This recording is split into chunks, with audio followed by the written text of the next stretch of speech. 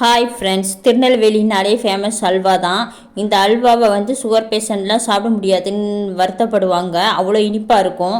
ஆனால் சுகர் பேஷண்ட்டுக்கே பண்ண அல்வா மாதிரி ஒரு கடையில் பண்ணுறாங்க திருநெல்வேலியில். அதுதான் சந்திரா ஸ்வீட்ஸுன்ற கடை.